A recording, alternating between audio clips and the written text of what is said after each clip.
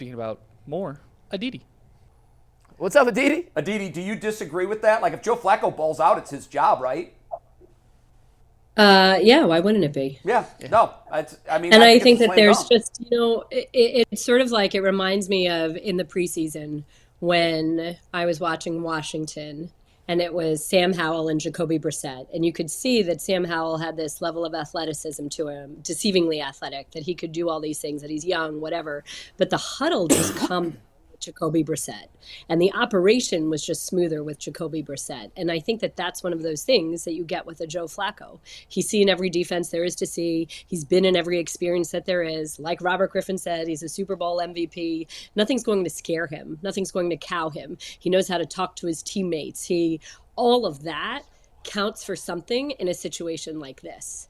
And so like obviously DTR's upside at this point in life is greater than Joe Flacco's. Obviously, he's got a ton of talent, but when you've got a team that's playing such great defense that can indeed run the ball well, you need someone to operate there from a position of, I don't know, experience, not making mistakes, not causing errors, and I think that Joe Flacco is a really good bet right there.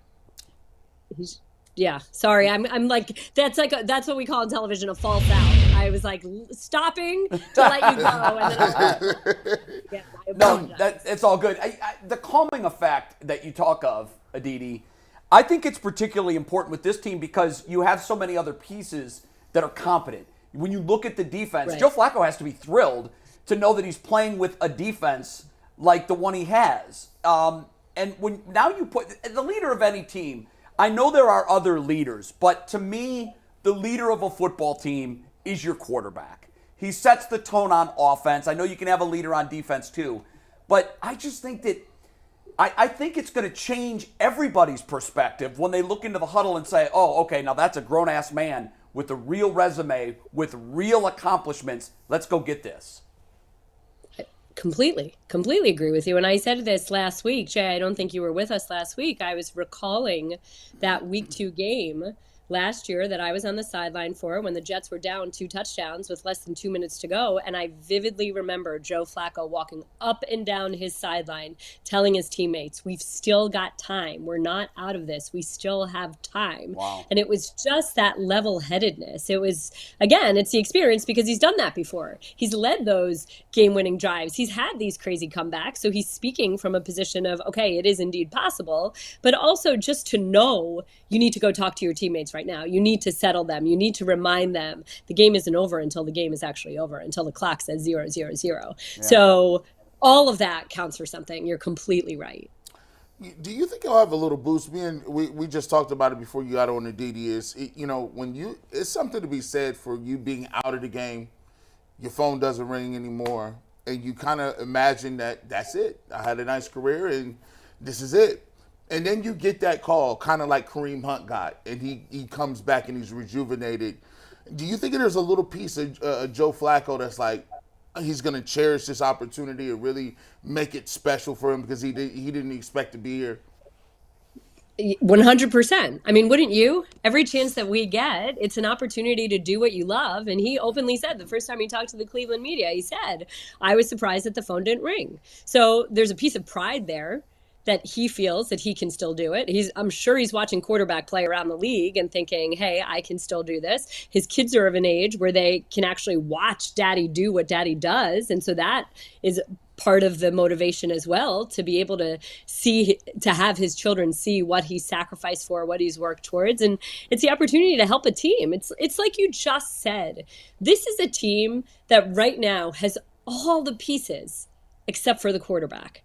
It's the number one defense. It's a game-changing, game-breaking defense. It's a great run game. You've got really talented wide receivers. You've got a tight end that when he has a good day, when he isn't having one of those days that makes me blow up Adam's phone because I'm so frustrated, in general, is a great tight end.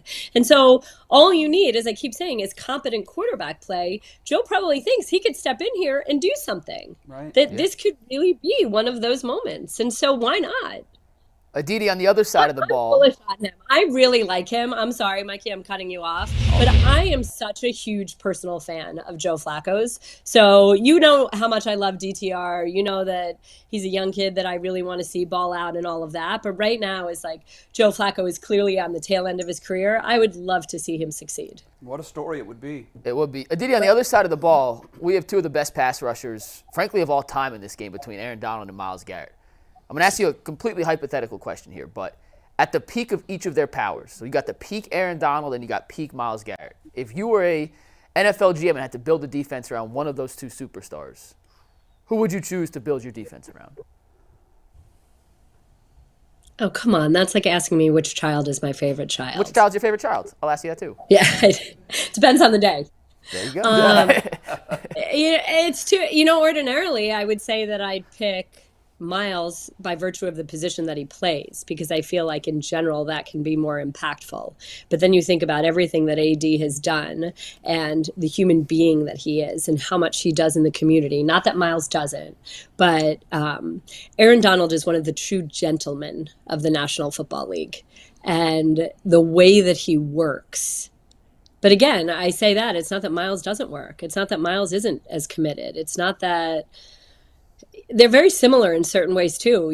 They're both sort of more quiet, receding personalities. I would actually say AD is more quiet than Myles. Myles has some of his quirks that he likes to have fun with: Halloween, the dinosaurs, anime. I can't. This is when people sit here and ask you to compare quarterbacks from different generations, or it's too hard. I'm sorry, I just can't do that. Aditi, is that a cop-out? Even though it's a little cop-out, but I'd be curious to hear what G. Bush says. I think your answer is the right answer. When you started down the Aaron Donald road, and again, this is no disrespect to Myles Garrett. When he's done, he'll be one of the all-time greats. And the hope is when he's done, he'll have a defensive MVP in his trophy case. And he'll also have a Lombardi trophy that he was a big contributor. When you look at Aaron Donald, he's checked those things. So, and he's further along in his career, and he's had more opportunity to do that. I'm cutting you off, but AD saved that Super Bowl. He won that Super Bowl. He made the mid play that you need in that moment. And we so talked it's about sort of that like, yesterday. He made that play on 3rd and 4th down.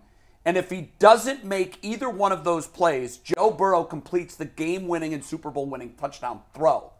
And so, I mean, look, my hope and even expectation is Myles can get close to that. I think he can win a Defensive Player of the Year. I think that's what's so unfortunate about the timing of this injury. He's never been closer to that NFL Defensive MVP award. I think that's why he's going to play and play in pain, because he knows how close he is to getting the Browns to the playoffs and to getting his hands on that MVP trophy. And who knows what can happen if they get in the playoffs. But for right now, and again, no disrespect to Myles, Aaron's resume is just more accomplished. So for me, it is, and I would take him. And at the end of the day, it's funny because just last night, this week I have the Chargers and Patriots. And last night I was on the phone with Khalil Mack. And Khalil Mack is one of those guys who's got a DPOY, who's got multiple All-Pros, who's closing in on sack accomplishments that have been attained by just 2 or 3 people, a handful of people. And we talked about whether he is on pace currently to potentially break that record, that TJ Watt, Michael Strahan sack mark for a season. And he said, you know what, at this point in my career, all I care about is a Super Bowl. Winning. And he said, guys say that they are we guys, not me guys. I really am I need that Super Bowl, and that's it. And you know what? This is what Mike Tomlin used to say to Antonio Brown, that at this point, you've accomplished everything that you need to accomplish. It's about hunting the Lombardi trophy. And I think that in a team game, what really, truly, distinctly separates you is when you get that title. Ben Roethlisberger never won an MVP. Eli Manning never won an MVP. Both of them have 2 Super Bowls. They'll be in the Hall of Fame because they both have 2 Super Bowls. You're right. And that's kind of the point. Like if you were to take Peyton Manning in a vacuum versus Tom Brady in a vacuum and choose the quarterback that you want leading your team, reading the defense, making the throws, doing all of those things, you probably maybe might are going to be pick that sentence made no sense. You probably maybe are going to pick Peyton Manning, except that this is a team game and Tom Brady has won more than anybody else. So then isn't Tom Brady really the greatest of all time? Yeah. Because ultimately it's about winning those Super Bowls. And there's layers it's about to it. Everybody around you to play better. Right. So, you know, I think that there is a piece of, and I've said this before many times, and it upsets Cleveland fans, I'm sorry, but there's something about TJ Watt that makes everybody around him play better. I don't know if it's by virtue of his personality that he demands it. I don't know if it's the way that his motor goes and how hard he works. People feel that they can't slack when he's working that way. I don't know what it is, but that to me is one of the big pieces of him that make him exceptional, that make him stand apart. And I've said this before, you know, we've been wanting to see that from Myles. I think we're really seeing it now. I think that that's been part of his growth and his progression. But AD is one of those guys that he makes everybody around him better. There's no question about that. I said this to Jay about maybe 2 days ago. We were off camera, and I said, you know what? Browns got to make the playoffs this year. Yes, and sir. we looked around, and he was like, why you say that? And I was like, well, if they don't make the playoffs, you're going to have a whole year of more Deshaun Watson talk. You're going to have a whole other year. You don't know what Chubb is doing. You really don't have you have question marks again about what is the offense. Are we running the right offense? And if you make the playoffs this year, I think it kills all of that. I think it leaves a better taste in your mouth to say, okay, well, let's go figure this out next year. But if you don't make the playoffs, we are kind of exactly where we were 365 days ago with the same questions. Yeah, and at some point those excuses wear thin. You know, and it's sort of one of those, it's funny because we're having this conversation, my crew and I, this week about the Chargers because Brandon Staley, Ohio native, as you know, Cleveland native, he's under immense fire. And you could sit here and say, okay, yeah, but Bosa keeps getting hurt and Mike Williams is hurt and this hasn't worked out and this and this. At some point, the excuses they're just excuses. You know, everybody deals with injury. Everybody deals with unexpected things. At some point, you just have to put it together. And right now, this Browns roster, yes, it's a huge blow to lose your starting quarterback. And obviously, everybody knows how much of a fan of Kevin Stefanski's I am and how level he is and how he imbues his players with confidence despite all of this and how he's kept this ship afloat amidst all this craziness. But, I mean, how many years in a row do you get a mulligan? You know, how many years in a row do you get, yeah, but? Right. So year 2, there was, yeah, but Baker was hurt all year and there was the Odell drama. Year 3 was the, yeah, but there was the crazy Deshaun Jacoby thing. Now this year we could say, yeah, but you lost your all-pro right tackle week 1. You lost your best offensive player week 2. You lost your quarterback. At some point, you can't keep doing the yeah, but. This is football. This is life. Like, you got to figure it out. Next man up. Go figure out it's how very to fair win. to expect that. And also, remember, Jay, just really quickly, the AFC is not like the Bengals lost their quarterback. The AFC is open. You know, look at what's happened to the Bills. The Chiefs have looked vulnerable at times. Right. The AFC, there's room to make a run here. There's room to make the playoffs here. Yeah, for all that talk of all the great quarterbacks being in the AFC, the iron's hot. And you've got the defense, right. And the time to strike is now. We talked a lot this week about the run-pass distribution in Denver. We all thought that it was way off. There were varying degrees of it. G. Bush and I came in here like completely flummoxed as to how you ask a rookie quarterback and P.J. Walker to combine for 42 throws when you're only handing it off 16 times. And I know there were some circumstances in the game that dictated that. But it was a 5-point game in the fourth quarter. It's not like they were chasing, double-digit points the whole game. What was your take on the distribution of the run and pass? I mean, I didn't like it. I'm with you on that, right? I'd much rather, I remember Le'Veon Bell once saying to me, balance is not about being equal in each game. Being a balanced offense means when you need to run, you run. When you need to pass, you pass. So it's not like I need a 50-50 split in run and pass. But when you need to run is when you have a rookie quarterback and when you have a backup quarterback and when you're in the game. That is when you need to run. The only thing I can say is I haven't asked anyone, so I don't know if a lot of that were checks or a lot of that was changed and not necessarily what the original call was, or if they were seeing something in the defense that made them go that way, made the quarterback make a change that way. I don't know. I also don't know how much freedom they have. Go ahead. Leroy thought that was the case. He said that Denver was coming with false 8-9 guys in the box and then backing them out. And it was Leroy's impression that when they would flood the line of scrimmage in their pre-snap read, that DTR would check into the pass play because he felt that the run wasn't going to work. Right. And it was Leroy said it was driving him nuts because at some point, somebody else in the chain, whether it was Stefanski or Alex Van Pelt or somebody, needed to tell him, this is a false look they're giving you, and they're getting you to check into passes, which is what they want you to do. But that never happened, and that was somewhat surprising to me. You know what? And I think that a lot of that is nervousness too, right? That maybe that was said on the sideline. Maybe AVP did say to DTR, hey, they're just trying to bait you. Like, be confident in what we're doing. But remember, you're a young guy. You don't have a lot of reps behind you. You don't have a lot of experience. You don't want to make a mistake. And so sometimes you forget that voice there. But another thing is, it would be good to have teammates sit here and help you in that sense. And I'm reminded of a Sunday night game, the Eagles. I remember Jalen Hurts kind of made a check at the line. And if you were paying attention, Jason Kelce, who's the best, you know what I'm talking about? I know Kelce exactly waved him off. Yes. And then Jalen kind of went okay, rewind, go back to what we were supposed to do. That was Kelce's experience, saying, don't get cute here. Stick with what we have. Don't worry about it.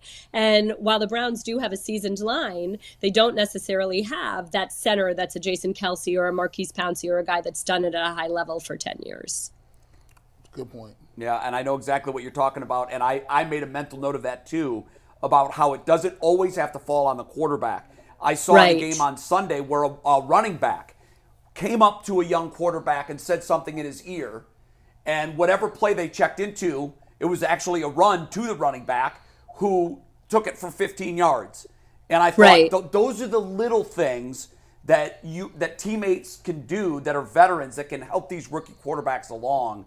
And exactly. I wish we were seeing more of that with the Browns, but we really haven't. Aditi, can a receiver do that? Because if anyone was going to do it, it'd have to be Amari Cooper, I'd assume, right? He's the only one. Yeah, but Amari's not seeing the whole defense. That's what I'm saying. So it's a tough configuration for how the Browns' offense is laid out now. You don't have Nick Chubb, you have Jerome Ford, who's a little more seasoned, but barely than DTR.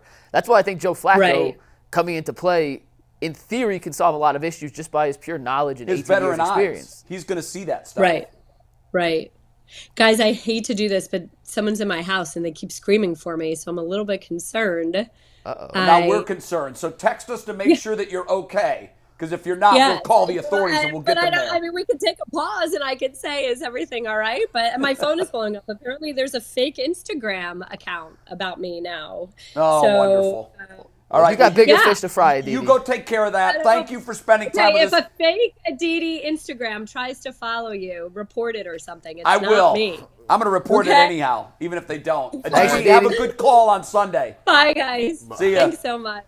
And we got to check in with her in about 3 minutes to make sure that everything is okay, because we don't want a stranger coming into her house and she wouldn't be able to tell anybody about it. No, if we don't hear from Aditi, we'll call her back. That'd be funny when somebody do knock on your door though. Like they be like knocking, and you don't be expecting nobody. I'd be like on some Inspector Gadget stuff. Like, who is this? I don't owe nobody. Particularly if they're in your house and they're calling for you. Yeah, like I don't owe you no money, no soliciting. The water man doesn't need to knock on your door and come into your house. Nah, like there's no milkman. I don't like unexpected knocks like that.